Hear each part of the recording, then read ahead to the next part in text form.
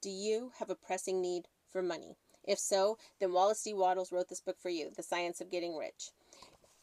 He states in the preface, this book is intended for the men and women whose most pressing need is money, who wish to get rich first and philosophize afterward. It is expected that the reader will take the fundamental statements upon faith, and taking the statements upon faith, that he will prove their worth by acting upon them without fear or hesitation. Every man or woman who does this will certainly get rich, for the science herein applied is an exact science, and failure is impossible. Whew, it's quite a statement. He says, in writing this book, I have sacrificed all other considerations to plainness and simplicity of style, so that all might understand.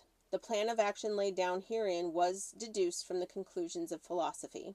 It has been thoroughly tested and bears the supreme test of practical experiment. It works.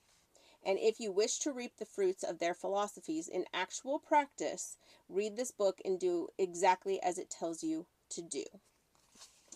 So Wallace D. Wattles wrote this book in 1910, and plainness of language, language changes over a century. So this book may have some antiquated statements and comments and different things about it, but we're going to modernize it and we're going to break it down.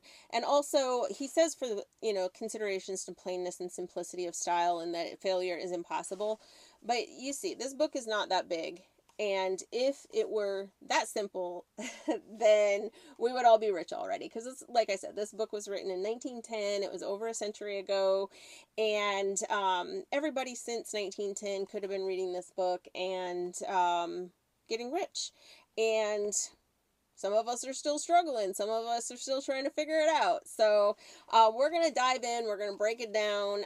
That was just the preface. We're going to jump in with chapter 1 next time.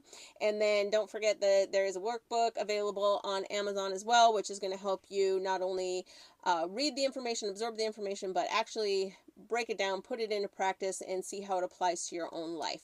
So we'll see you next time for chapter 1.